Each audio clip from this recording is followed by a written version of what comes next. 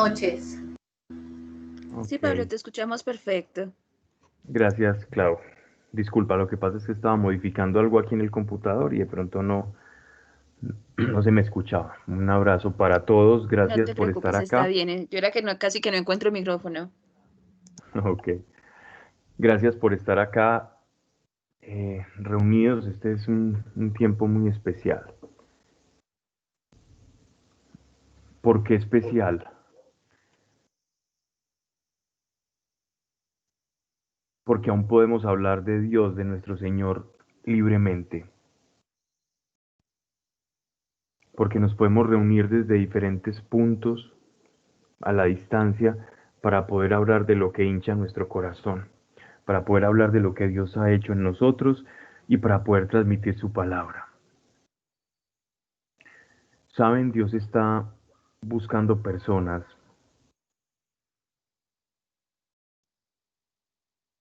No importa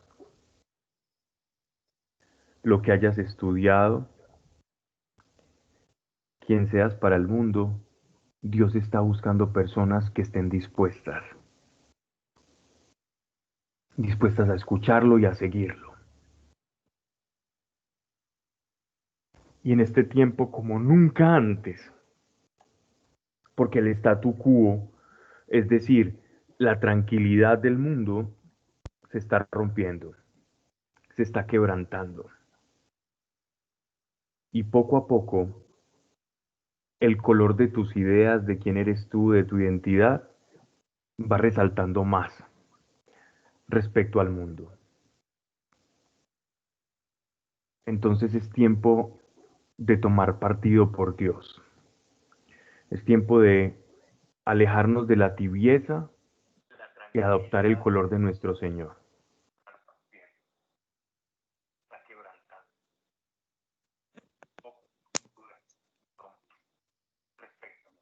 Voy a retroceder un poco en el tiempo y quiero que me acompañes en este pequeño viaje al que te voy a conducir y te va a ser de provecho. Dios quiere que hablemos los ojos, quiere que empecemos a descubrir quién es Él y qué ha hecho en nosotros, para que nos podamos afianzar en Él. Cuando te miras al espejo, ¿qué ves? Hazte esta pregunta. Cuando te miras al espejo, ¿qué estás viendo?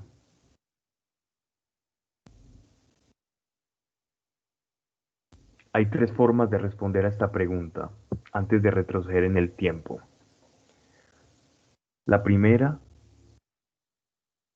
es con lo que es obvio, con lo que se ve, con nuestra apariencia física, cómo nos vemos, cómo nos vestimos, cómo estamos en el momento de vernos. Y es obvio. Pero veamos un poco más allá. ¿Cómo más nos vemos ante el espejo? Con nuestros problemas, con nuestros vacíos, con nuestros fracasos, con las carencias, con las culpas, con aquello que nos hace falta. Si eres aquellos de los que se ven al espejo como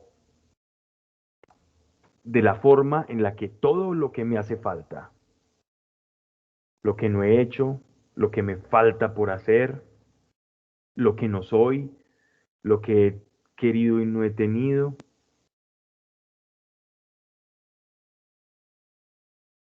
todo aquello que me molesta de mí, ¿cómo te ves?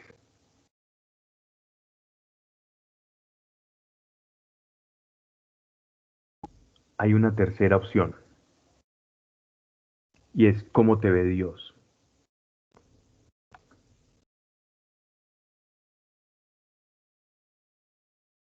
Cuando te miras al espejo, ¿te ves como Dios te ve?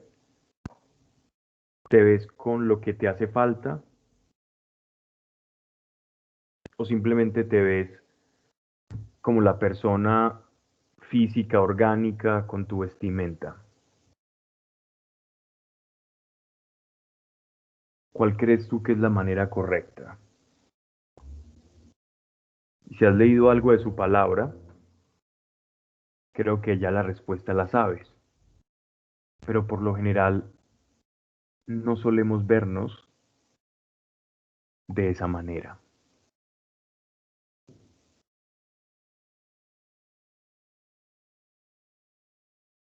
Para desempañar nuestros ojos, entonces quiero que me acompañes en este viaje un poco retrocediendo, yéndonos hacia atrás en el tiempo, muy en el tiempo antes de que naciéramos y siquiera que estuviéramos en el pensamiento de nuestros progenitores. Muy, muy, muy, muy atrás, mucho antes de todo esto.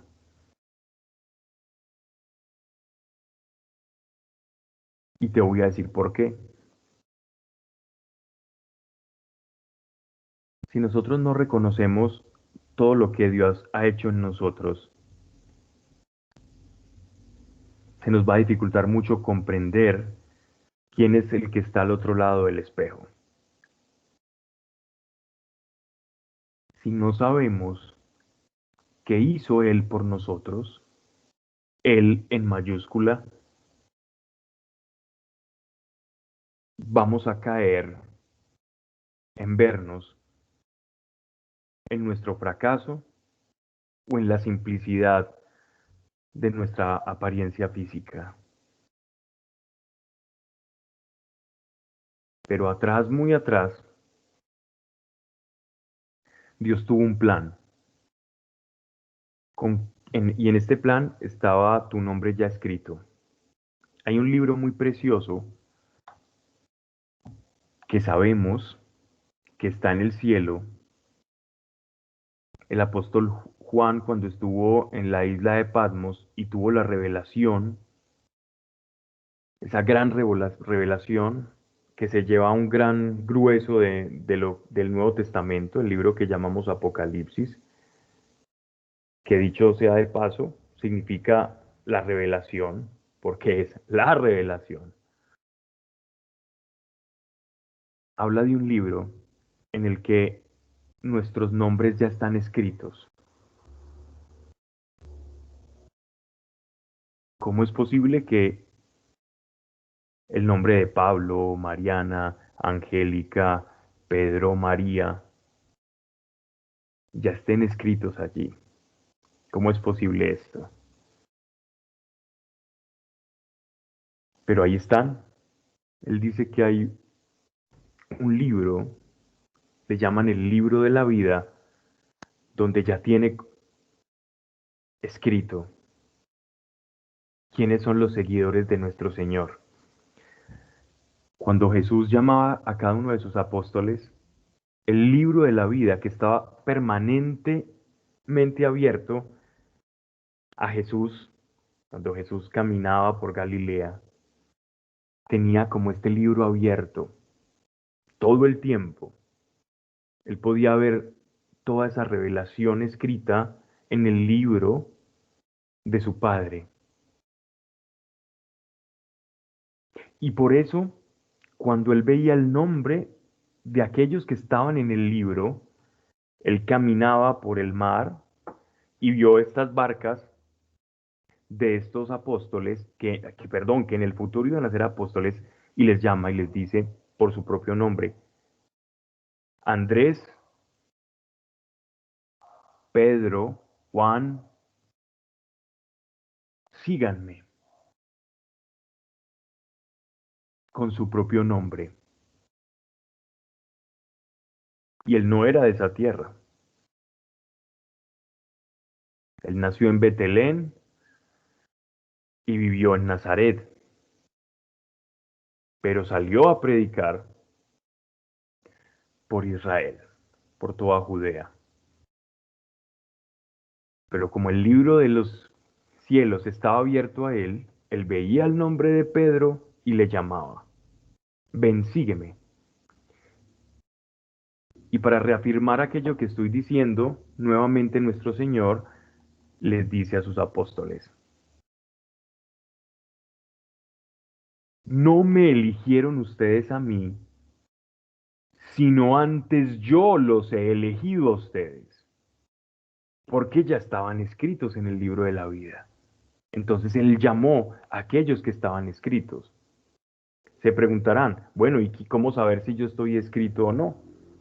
Vamos a seguir devolviéndonos un poco en el tiempo.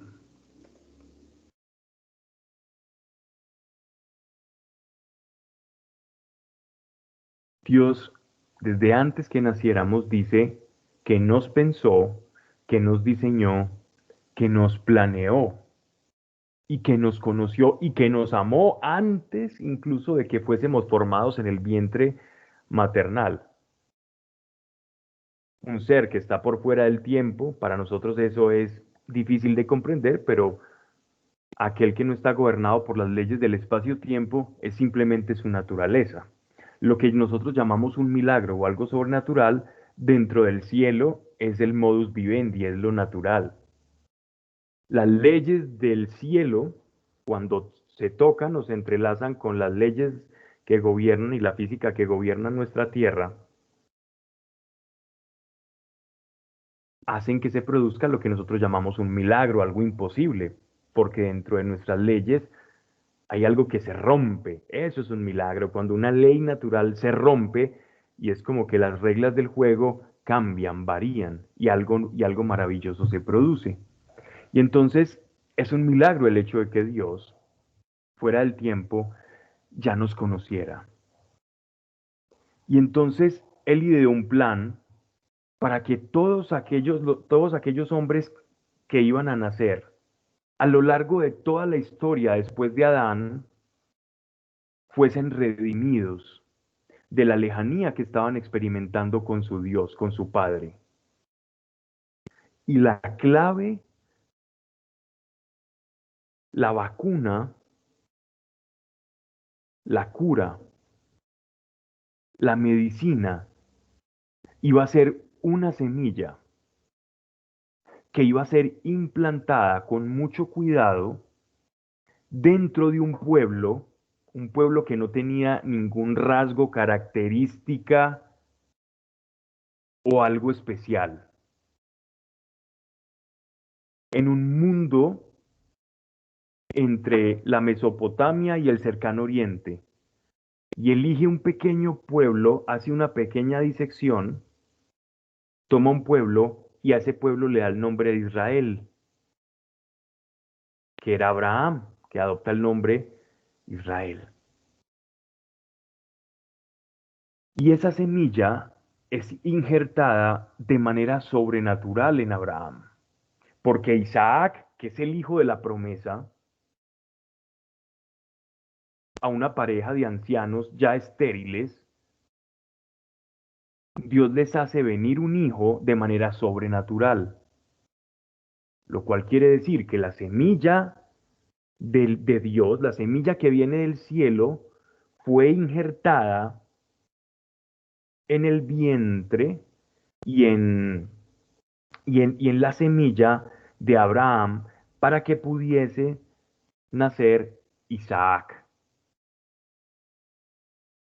Y es en ese momento que se materializa la promesa de salvación, la semilla de aquello que nosotros íbamos a hacer en un futuro. Y esa semilla se va guardando en el tiempo a través del pueblo de Israel. Va pasando de linaje en linaje, pasa por diferentes generaciones a través de los hijos de Isaac, de Jacob. Después de Jacob pasa uno de sus hijos, esa misma semilla sobrenatural pasa a Judá, uno de sus hijos, de los mayores. Después de Judá sigue esa semilla transfiriéndose de generación en generación, mientras Dios va conservando sobrenaturalmente esa semilla hasta que, pasando por el rey David, Salomón, Ruth, y muchas generaciones adelante se materializa esa semilla en Jesucristo de Nazaret, que nuevamente Dios, conservando una parte material de esa semilla en la simiente de José y en el linaje de María, porque Jesús, el Mesías, obedece al linaje de David, tanto por María como por José, según vemos en el Evangelio de Mateo y en el Evangelio de Lucas, en las genealogías. Y esta semilla preciosa, ya guardada en la carne, ahora es inoculada, es bendecida, es fructificada en el vientre de María, sin la necesidad de José, para fecundar espiritualmente y poder desarrollar la sanidad, la salvación para todos nosotros. He regresado muy atrás, atrás en el tiempo, a través de todas estas generaciones, porque esa semilla tiene su perfeccionamiento, es decir, se hace árbol en Jesucristo. Jesucristo es entonces ese árbol perfecto. Y aquel que toma de su fruto, aquel que bebe de su savia, entonces comienza a hacerse parte de él y es adherido. Jesús ya siembra esa semilla en nosotros. Cuando nosotros le recibimos a él, nos estamos apoderando de su naturaleza. Y es esa naturaleza que se ha guardado desde el principio de los tiempos, pasando por todas las generaciones de justos, por la promesa de Abraham, el rey David y Jesús, hasta llegar a Jesús de Nazaret, por medio de la predicación y de los apóstoles, esa semilla espiritual, sobrenatural, esa semilla del cielo, es sembrada en cada uno de nosotros cuando creemos. Estoy yendo simplemente a un fundamento de la fe. Es necesario que como iglesia sepamos quiénes somos, porque son tiempos en los que la iglesia será muy atacada.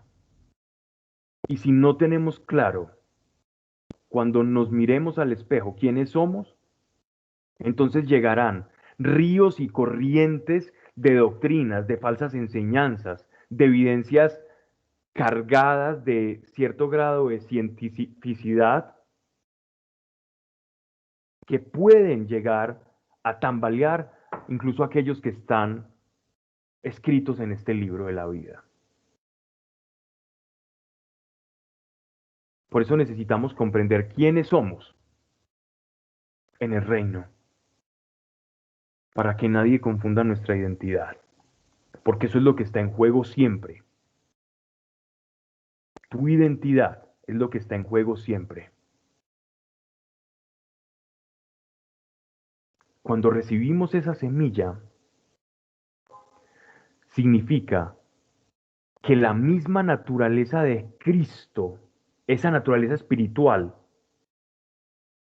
Hijo de Dios, que vivió en la carne, pero que es del cielo, empieza a crecer dentro de ti, de tal manera que tú te vuelves uno con Él, uno con Cristo. Eso es un cristiano. ¿Cuál es la esencia de la fe entonces? ¿Qué es lo importante de la vida que tenemos que aprender como iglesia? ¿Tú crees que cuando pases al otro lado del velo, cuando cruces el túnel de la muerte, vas a poder ofrecerle a Dios títulos, dinero, posesiones, logros, medallas? Eso no vale nada en el cielo.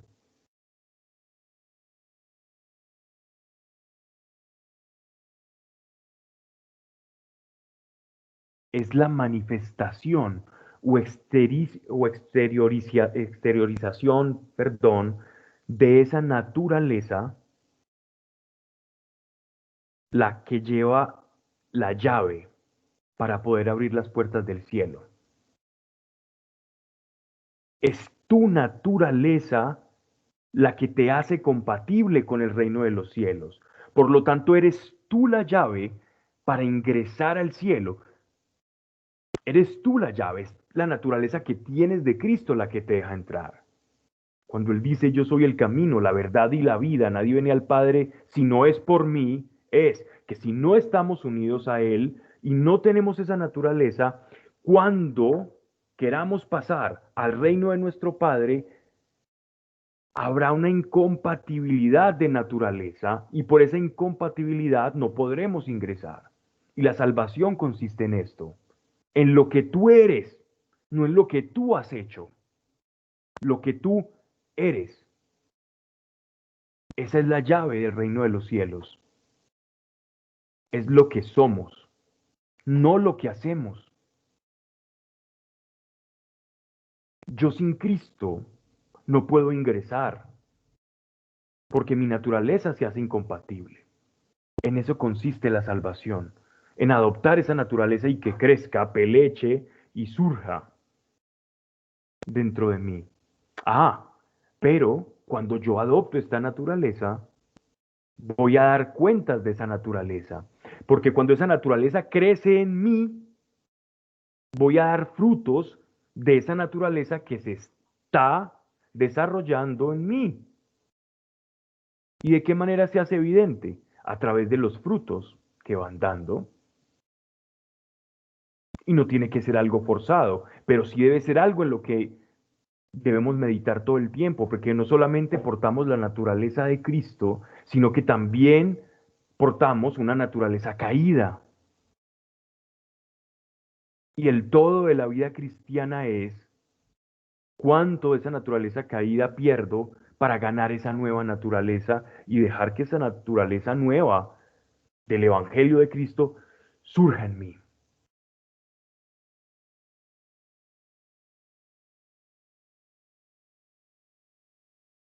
Volvamos nuevamente al presente.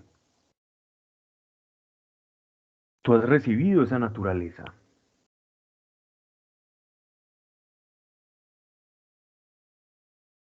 Tú estás escrito en el libro. Ahora que lo sabes, ahora que lo recuerdas,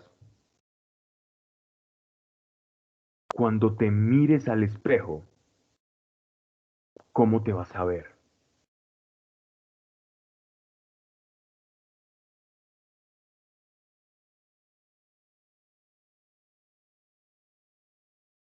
Piénsalo. Nuevamente cuando te mires a un espejo. Todo lo que ha pasado para que tú seas lo que eres ahora.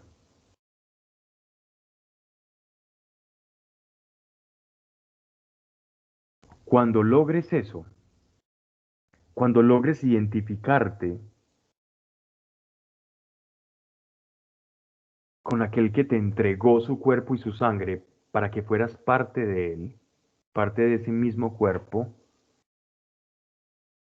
entonces ahora sí podrás hacerte la pregunta, Señor, ayúdame a evidenciar tu naturaleza. Ayúdame a evidenciar esta naturaleza que estoy portando. Ayúdame a exteriorizarla. Señor, produce en mí frutos dignos de arrepentimiento. Señor, produce en mí también frutos del Espíritu Santo. Señor, que los carismas también evidencien quién soy yo en el reino. Pero hazlo primero cuando comprendas quién está del otro lado del espejo.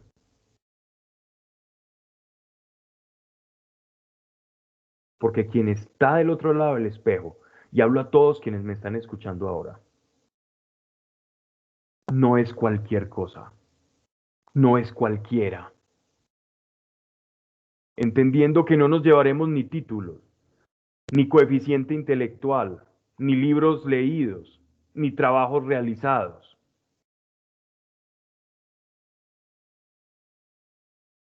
piensa cuál es la esencia de la fe, qué es lo que Dios quiere que nos llevemos, cuál es el aprendizaje. Y en esta naturaleza está escondido, la naturaleza de Cristo en nosotros está escondido lo que el Señor quiere de cada uno.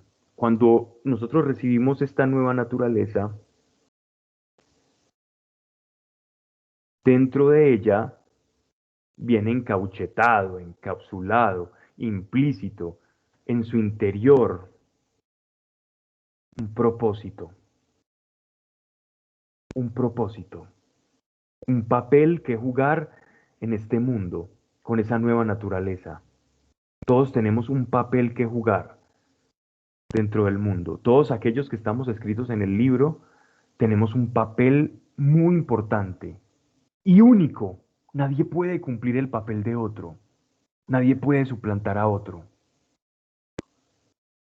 Piensen solo en esto. Al ser tú único, ¿quién te puede suplantar? ¿Quién puede cubrir tu molde? Cuando no hay nadie. Porque de lo contrario, si hay alguien que puede suplantarte a ti, dejarías de ser único. Serías un duplicado. Y no existe nadie que sea duplicado. No existe nadie con el mismo código genético. Habrán similitudes, sí, pero seguimos siendo únicos. Como seres humanos todos tenemos la misma contextura, el mismo diseño, la misma arquitectura biológica, si se puede decir así. Pero al ser irreemplazables, viene ya dentro de ti, en esa naturaleza de Cristo, una obra. Si sientes que no has hecho nada, pues es el momento de primero mirarte al espejo y saber quién eres y que portas esa naturaleza. Y te animo a que, sin importar que te veas tonto, si no quieres que nadie te vea, hazlo tú solo. Mírate, señálate allí al espejo y dile a ese que estás viendo quién eres. Para que tu biología no te mienta, para que los medios de comunicación no cambien lo que tú sabes que eres. Y que ningún discurso por ahí que vende una falsa ideología de quién es el ser humano, diferente a lo que Dios ha hecho de ti, cambie y te haga declinar o que te haga sentir culpable o menos, cuando en realidad no es Dios el que te está diciendo eso. Y la mayoría de veces nos sentimos mal por cosas que Dios ni siquiera dice de nosotros, sino por mentiras. Cambia la verdad por mentira. Cambia la verdad por mentira. Si tú ves a alguien y ves que esa persona te supera en algo, no le envidies. Transforma esa envidia en admiración. Y naciendo la admiración, que es una virtud, vendrá algo bueno para ti. Porque todas las virtudes traen frutos y son cíclicas. Son como la siembra y la cosecha. Tú das y recibes. Sabes, es tan valioso lo que Dios ha puesto en cada uno. Y Dios necesita que lo reconozcamos. Porque la iglesia se está haciendo pequeña. Vemos mucha gente gritando aleluya, amén, mandando cadenas de oración todo el tiempo. Pero les confieso algo, la iglesia es pequeña. Comparada con el mundo, podrán ser muchos. Pero si tomamos a todo el globo terráqueo, a cada persona, en realidad somos una minoría. Y los tiempos difíciles van marcando el tic-tac de cómo la verdadera iglesia va saliendo a flote y la falsa iglesia, aquellos que solamente simpatizaban, que ni siquiera sabían esta naturaleza, empiezan a irse. Por eso es tiempo de volver a lo esencial, de volver a los principios, quienes somos en Cristo. Y Dios, si tú cuidas esa naturaleza, si tú la haces valer y guardar a Dios dentro de ti, Él se va a encargar de cuidarte a ti, a tu familia, de una manera sobrenatural. Guarda pues tu naturaleza y cuando te mires al espejo, mírate como alguien que Dios amó antes de la fundación del mundo, como alguien que Dios formó desde antes que naciera, como alguien que está escrito en el libro de la vida, como alguien que cuando pase al otro lado, cuando deje este mundo, tiene la llave para ingresar al reino y que nada de lo que es valioso para este mundo te va a hacer ganar ese reino, sino la semilla que Dios guardó desde el principio y que tú recibiste y aceptaste. Y que todos los frutos que producto esa semilla se esparcieron a través de ti van a ser como coronas o como adornos cuando tú vayas al reino. Va a ser como una coreografía de luces que te haga pasar al otro lado. No te olvides también que tú eres valioso. ¿Y por qué? Preguntarás, si yo no tengo nada valioso, sí. Porque una cosa vale dependiendo de qué estés dispuesto a pagar por ella. Este reloj vale mucho, o esta pintura que parece simplemente alguien que arrojó con un pincel al azar, pero fue alguien muy famoso y está valuada por una cantidad de millones de euros.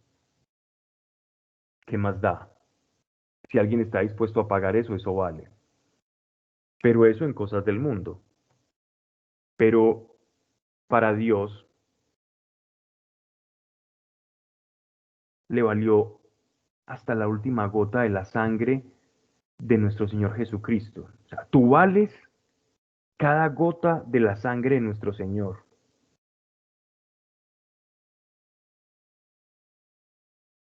Porque tanto amó Dios al mundo que entregó a su Hijo unigénito. Porque tanto amó Dios al mundo. Y cuando dice mundo no se refiere a mundo en general, se refiere a mundo como persona, como población, a ti y a mí. Creámosle a Él. No te compares, no te compares con los demás. Admira a alguien, pero no te compares. Tampoco envidies. Cree lo que Dios dice de ti. Cree para que su naturaleza crezca más rápido y se desarrolle más rápido en ti. Dios no está buscando superdotados. Dios por su ni a sabios según el mundo, ni a entendidos. Dios por su espíritu los hace sabios. Dios por su espíritu los hace entendidos. Dios no está buscando valientes. Dios está buscando personas dispuestas para hacerlas valientes. Dios está buscando personas dispuestas para hacerlas sabias. Dios está buscando personas dispuestas para santificarles. Miren qué tan poco tenemos que poner de nuestra parte, pero qué tan difícil es, como hablaba con un querido amigo hace poco, lidiar con la sencillez de Dios. Nos cuesta tanto a veces lo simple, y es bueno entonces recordar quiénes somos para no ser confundidos. Entonces, quiero que nos veamos al espejo y sepamos tantas cosas que realmente somos en Dios y para Dios. No importa lo que hayas hecho, no importa si crees que tienes tus manos manchadas, ya sabes quién las limpia. Y cuando tu naturaleza, la de Cristo que está en ti, comienza a desarrollarse y lleva a cierto nivel de desarrollo y veas a otro, aún sin que te hable, lo vas a reconocer como un hermano. Y quizás hasta sentirás aquella sensación que lo conoces de antes. Y es porque en el Espíritu estamos unidos.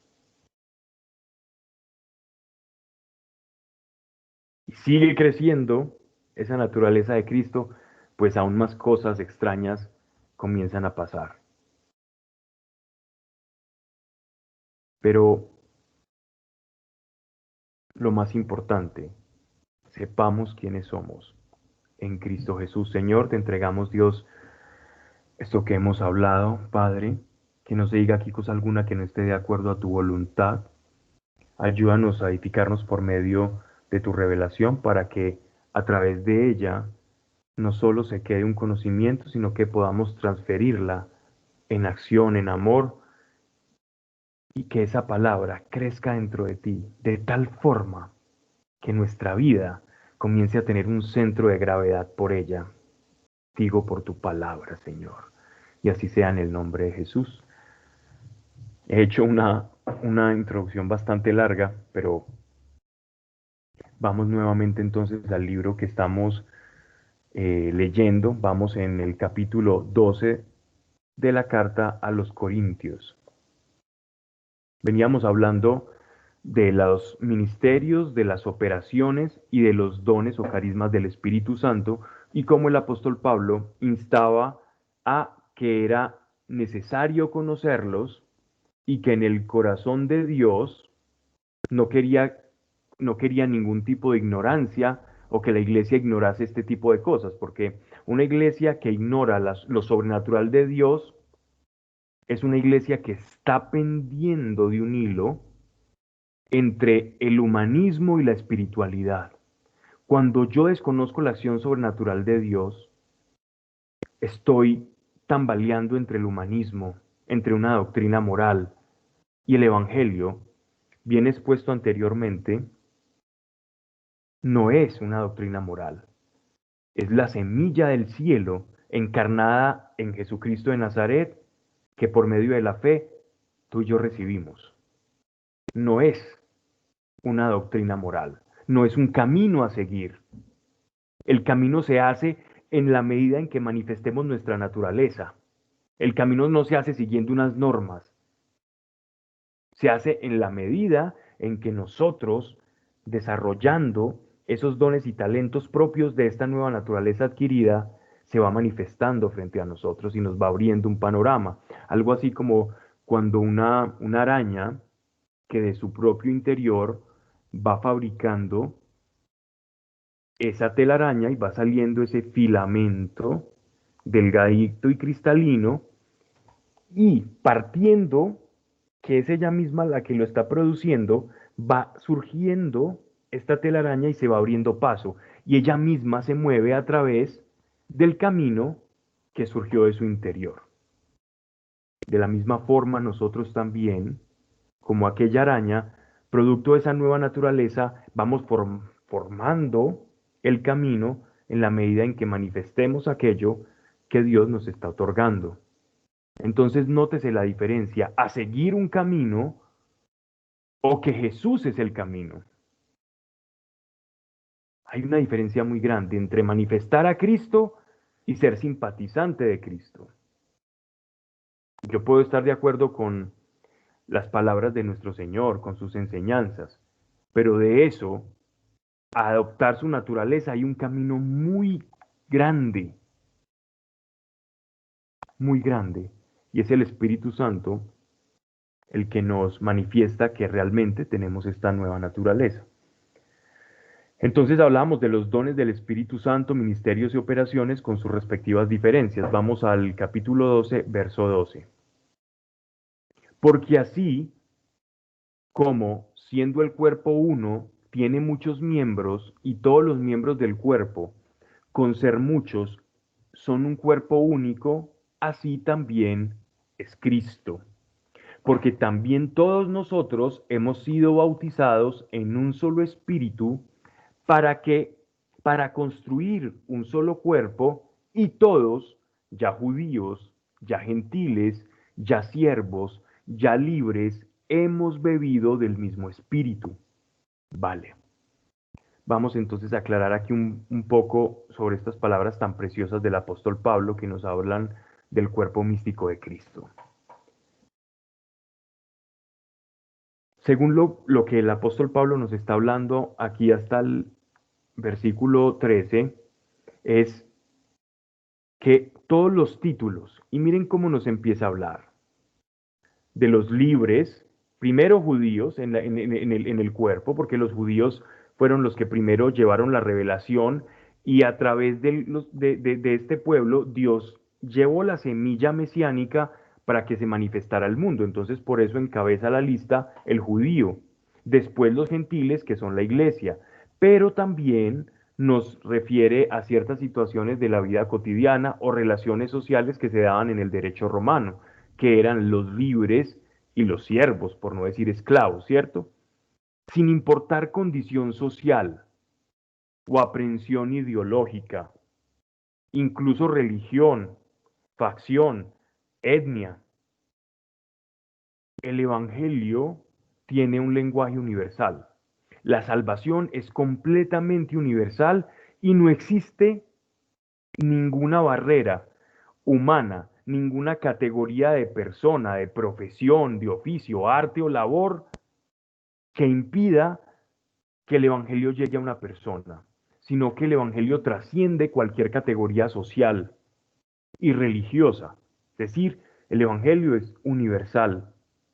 Y dice que todos fuimos bautizados en un mismo espíritu. O sea, no hay nadie que tenga diferente espíritu. No hay nadie que tenga más el Espíritu Santo que otra persona. No existe eso. Todos hemos bebido de un mismo espíritu. Que una persona aproveche más los bienes de la casa del Padre o haya descubierto cómo la fe opera para producir lo sobrenatural o ha aprendido a confiar en Dios y de eso se desprenda que parezca que tiene más el Espíritu Santo, es simplemente una apariencia que es errada, no es real. Todos hemos bebido el mismo Espíritu, pero no todos lo aprovechamos de la misma manera. Todos podemos vivir en la misma casa y puede haber un hijo dentro de la misma casa que aproveche más los bienes de la casa del papá, el carro, la finca, y otro que simplemente se la pase encerrado en el cuarto. Se ponga sus audífonos y no tenga nada que ver, y si acaso alguna vez se pasa por la nevera, come, almuerza, desayuna, pero pasa de largo en lo demás. Pero otro hijo que de pronto sí sea eh, más sacón, por decirlo de alguna manera, que entienda todo lo que tiene su padre, pues lo aprovecha. Eso no hace que uno sea más hijo o menos hijo, simplemente uno aprovecha y el otro no aprovecha. Pero para los efectos, parecería a alguien de afuera como si éste fuese más hijo o fuera preferido, pero en realidad simplemente él las está utilizando y el otro no lo utiliza y se la pasa encerrado con sus audífonos en su propio mundo. Asimismo ocurre en la iglesia. Hay quienes, conociendo los bienes del Padre, quieren aprovecharlos todos y otros que ignorándolos incluso, haciéndose de la vista gorda, pasan de largo sin aprovechar todas las cosas que hay en la casa del Padre. Entonces dice, verso 14, porque el cuerpo no es un solo miembro, sino muchos. Entonces, todos aquellos que hemos bebido del Espíritu de Dios, que hemos recibido esa semilla sobrenatural de Cristo, que Dios conservó desde Abraham, se perfeccionó en Cristo Jesús y a través de los apóstoles, por medio de la fe, se nos inocula, se nos siembran en, en nuestros corazones, en nuestros cuerpos, entonces nosotros pasamos a ser parte de ese cuerpo místico de Cristo, porque estamos identificados con Él, o sea, somos uno con Él. Y ojo, dice, son muchos.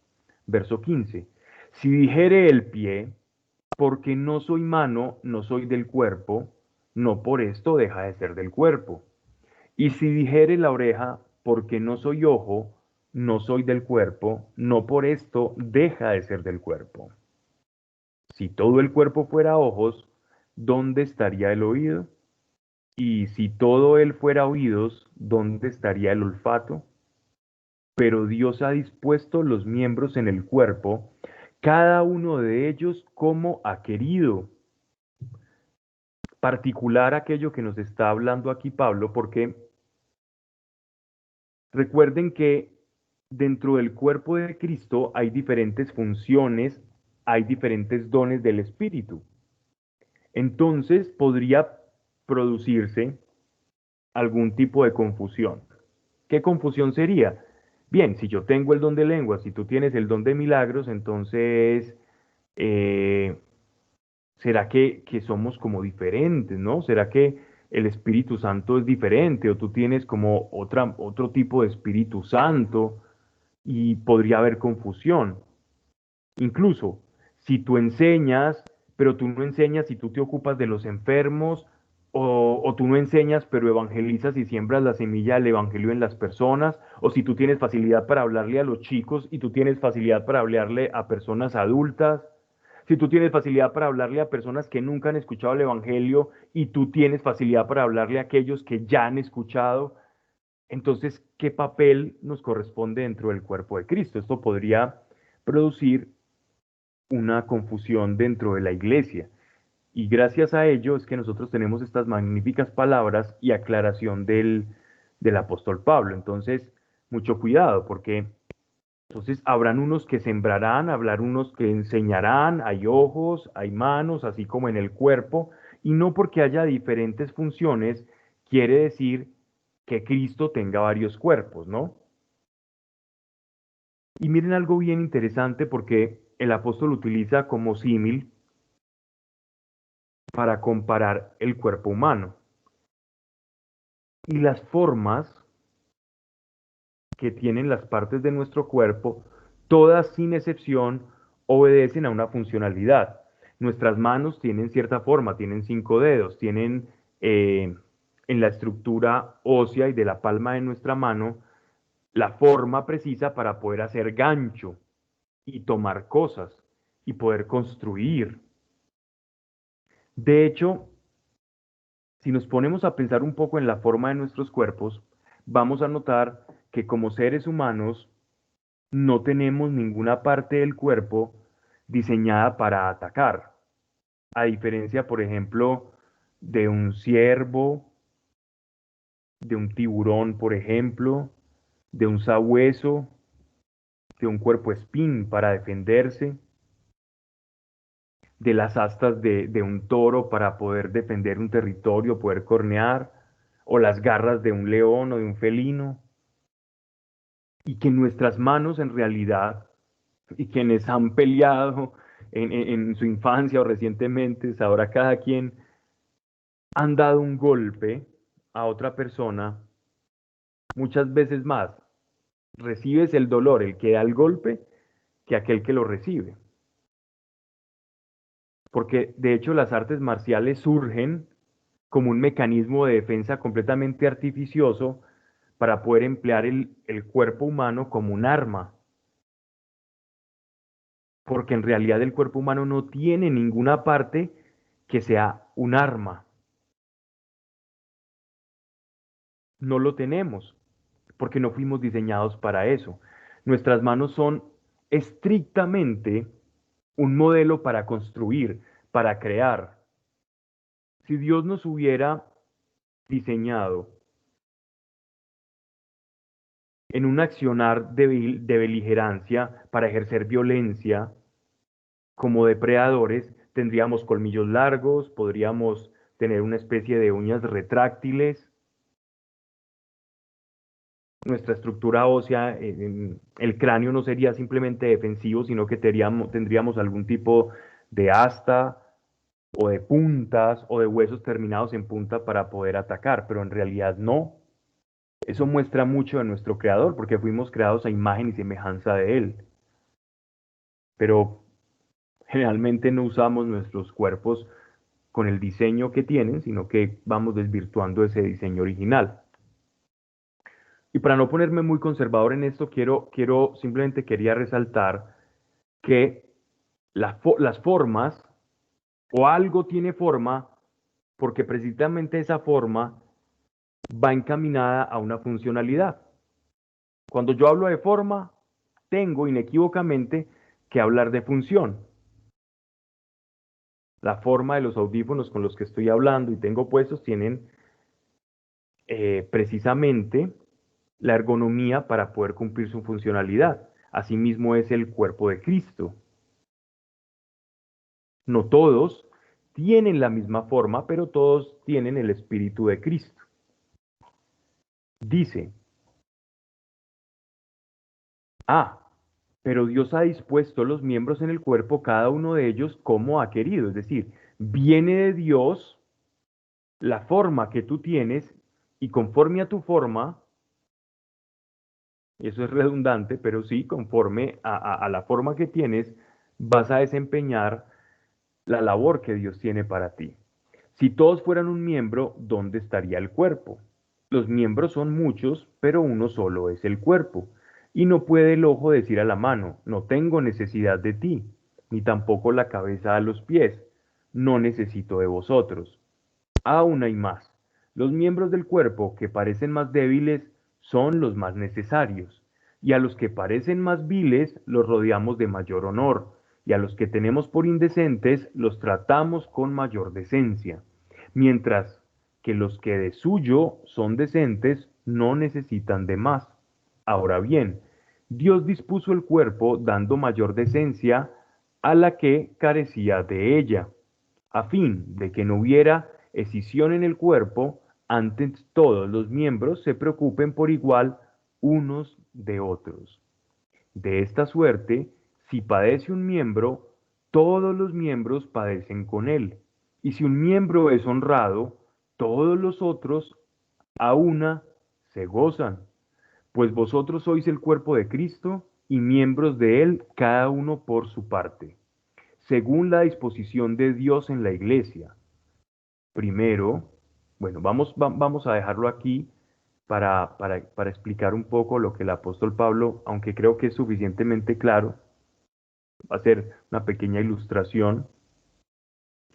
El apóstol nos está hablando acá de cómo, al igual que el cuerpo humano, en la iglesia hay diferentes funciones y que el cuerpo místico de Cristo, es decir, la iglesia, no opera de manera independiente una persona de otra. Hay una gran diferencia entre independencia, que significa actuar sin necesidad del otro, a interdependencia, que sería mejor la palabra que utilizamos para referirnos al cuerpo místico de Cristo. La interdependencia significa que dentro del cuerpo todos nos necesitamos. Necesitamos que unos enseñen si es que han recibido algo del Señor. Necesitamos que otros alienten o motiven cuando alguien está cabizbajo o está pasando por una prueba o una crisis. Necesitamos a la iglesia que apoye. Necesitamos otros que oren, porque tienen como las puertas del cielo abiertas ante Dios. Y cuando estas personas oran, son de mucha bendición para aquel que lo necesita dentro de la iglesia. Entonces dime tú cuando estás abatido, que por lo general cuando pasamos por la prueba, solemos disminuir nuestra oración. Qué bueno es contar con alguien de la iglesia en interdependencia para que conociendo nuestra situación, sus oraciones después lleguen a nosotros en forma de una respuesta a Dios. Porque precisamente como yo no estaba orando, ¿cómo Dios me iba a responder? Pero como alguien sabía de mi situación, orando por mí, entonces viene respuesta a Dios de mí. Viene respuesta de Dios a mí, perdón. Esa es la interdependencia. Y no todos tienen los mismos dones. Entonces a veces necesito de los carismas del Espíritu Santo de alguien para que me ayude en mi camino, porque los carismas son para eso. Entonces, no nos comparemos por la forma que tenemos en el cuerpo de Cristo, sino comprendamos que esa forma es necesaria porque no hay independencia, sino interdependencia. Y de esa forma, no solamente entenderemos más la caridad como iglesia, sino que al ver la necesidad que tenemos los unos de los otros, vamos a valorar más al semejante. Ese otro que tiene la porción que a mí me falta, lo voy a considerar tan valioso, porque generalmente lo que consideramos valioso es aquello que necesitamos. Y así entonces, todos nuestros hermanos en la fe o en la iglesia, dentro de una congregación, una comunidad, se van haciendo necesarios y por eso muy estimados y muy carísimos para todos. Y así, el que más necesita, más va a ser cubierto. El que esté más frágil, entonces los que están más fuertes lo van a cubrir, como ocurre con el cuerpo humano. Las partes del cuerpo que generalmente son más susceptibles del frío son las que primero cubrimos con el ropaje cuando estamos en invierno, cuando estamos pasando por un clima frío muy fuerte. Y así tiene que ocurrir con la iglesia. La iglesia se arropa a sí mismo, pero si no nos reconocemos como iglesia, es muy difícil. Es muy difícil.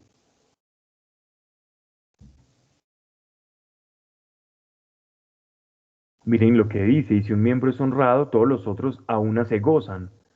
Porque cuando uno es honrado, saben que la honra que éste esté recibiendo, yo también voy a recibir, porque estoy conectado a él. Si uno crece, yo también crezco, porque es un cuerpo. Yo no he visto un ojo envidioso del otro, o la mano derecha envidiosa de la izquierda. De hecho, para caminar tiene que haber una coordinación entre ambas piernas. Pero el cuerpo de Cristo anda como tambaleándose, ¿no? Porque nos comparamos. ¿Qué tiene que compararse una mano con un ojo? ¿Qué tiene que compararse un evangelista con un maestro? ¿Qué tiene que compararse una persona que es un intercesor con una persona que tiene un ministerio de caridad, otro de enseñanza, otro de sembrar la semilla, otro de conectar personas, otro de una función más logística o administrativa, y tiene un don especial para eso?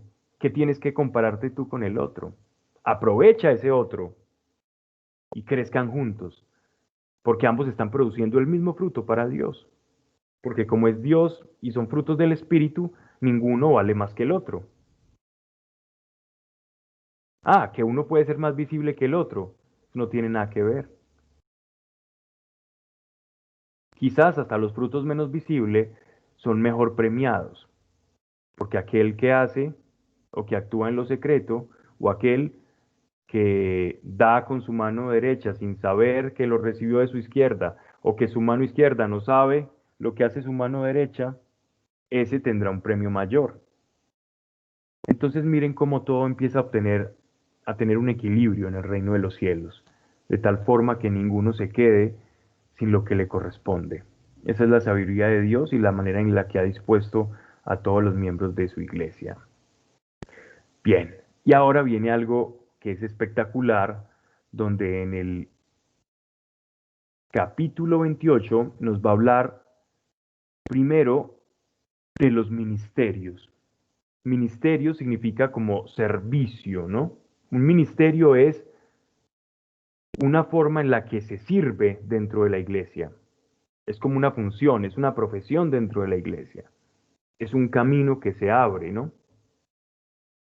Y son 5, ¿no? Vamos a ver en el verso 28.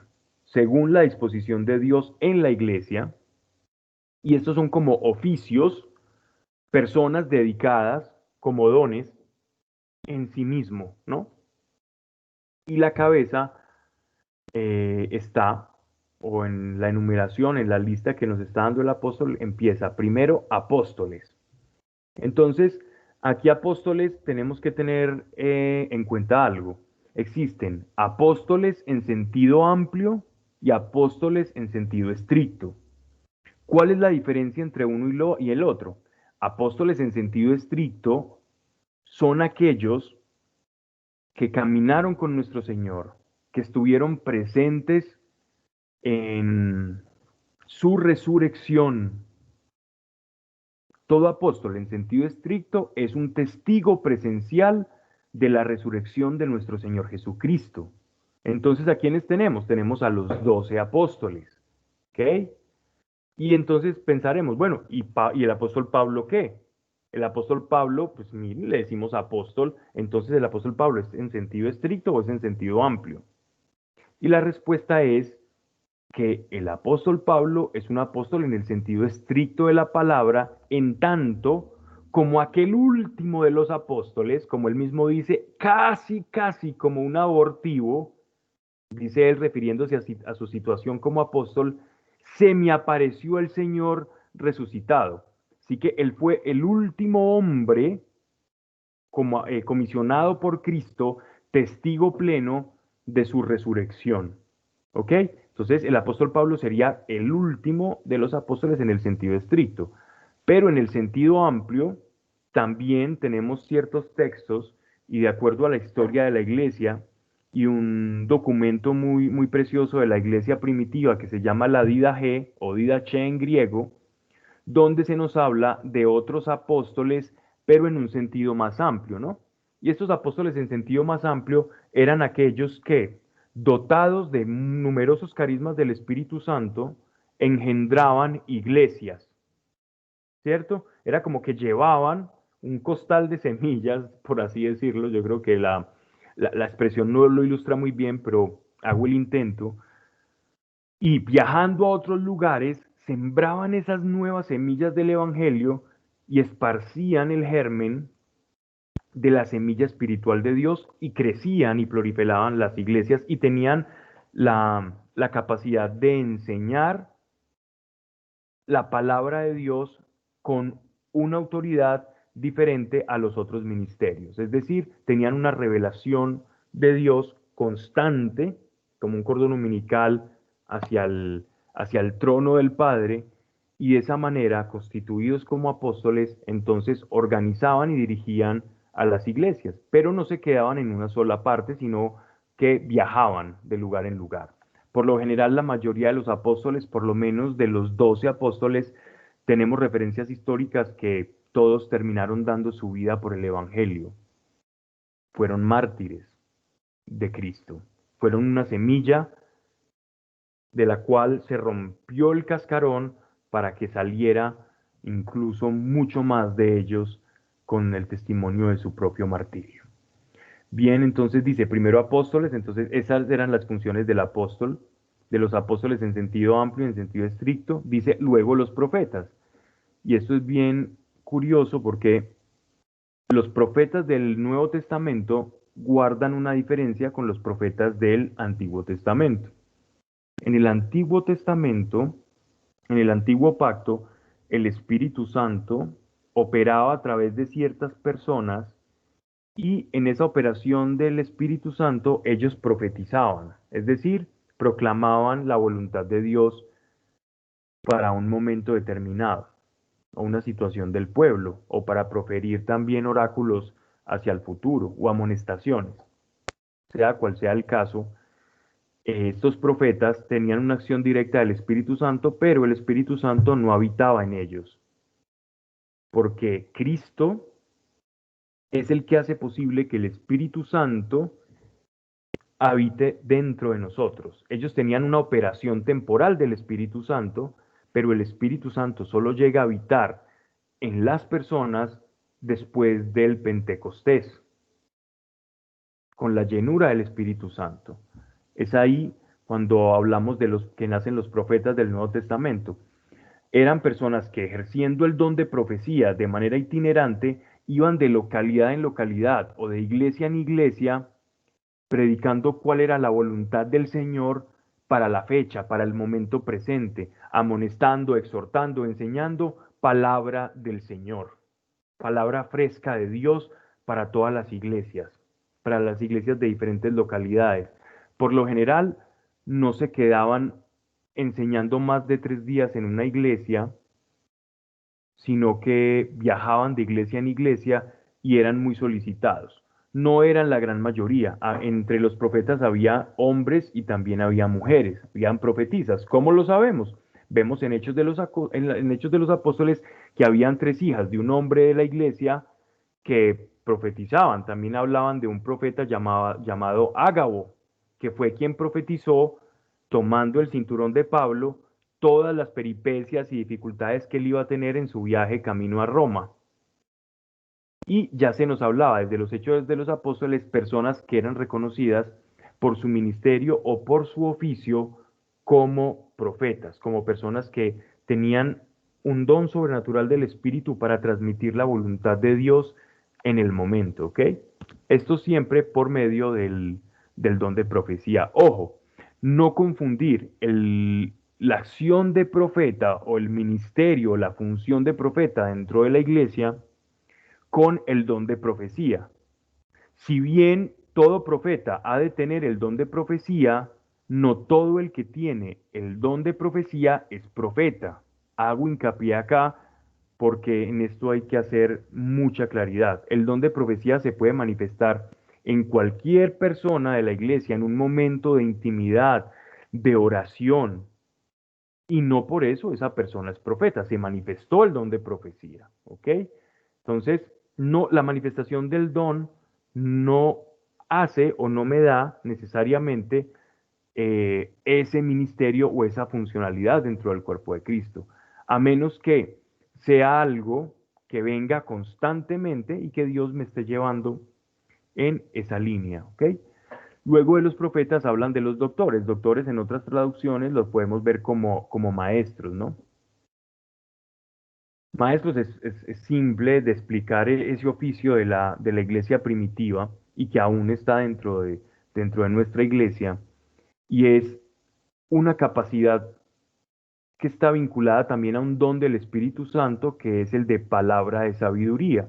Recordemos en el versículo 8 de este mismo capítulo, en el que se nos dice, hay diversidad de operaciones, y dice en el verso 8, a uno le es dada por el Espíritu la palabra de sabiduría y a otro la palabra de ciencia. Entonces, estos maestros y estos doctores están vinculados a un carisma, es decir, a una habilitación sobrenatural por medio del Espíritu Santo para comprender de manera simple los misterios del Evangelio o de Dios, o que Dios quiere transmitir. ¿Ok? Muchas veces el profeta ni siquiera entiende lo que dice. Muchas veces el profeta simplemente manifiesta la expresión. Voy al ejemplo de Hechos de los Apóstoles. Hubo un hombre, este profeta llamado Ágabo, se sientan, estaban en la iglesia en esos momentos de partiendo.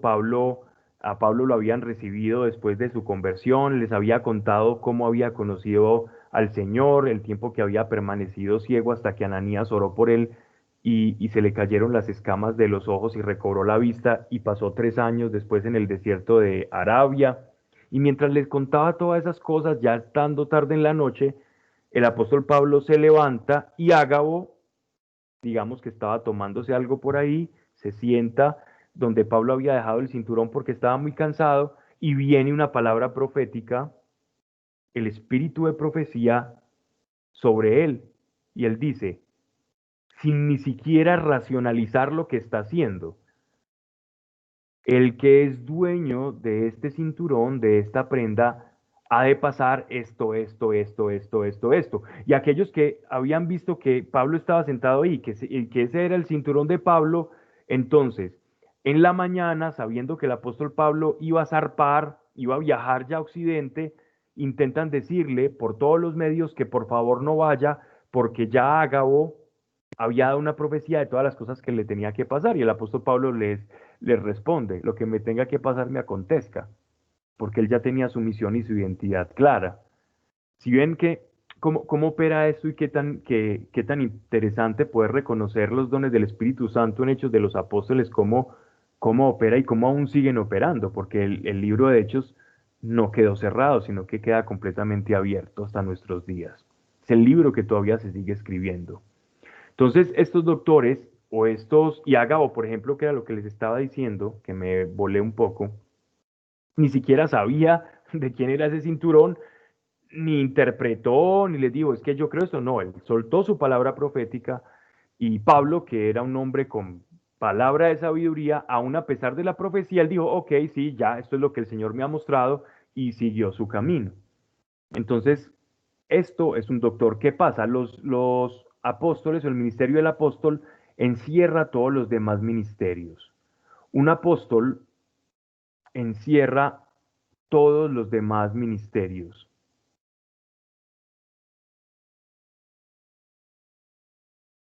Ellos tenían la capacidad de absorberlos a todos los que estamos leyendo. Un apóstol era apóstol y también era maestro, ¿no?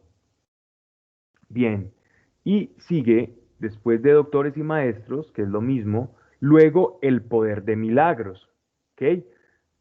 Recuerden, por ejemplo, un personaje que era Esteban en los Hechos de los Apóstoles. Es un personaje que incluso el Espíritu Santo transporta de un lugar a otro cuando acaba de orar por el etíope y Dios lo transporta de un lugar a otro.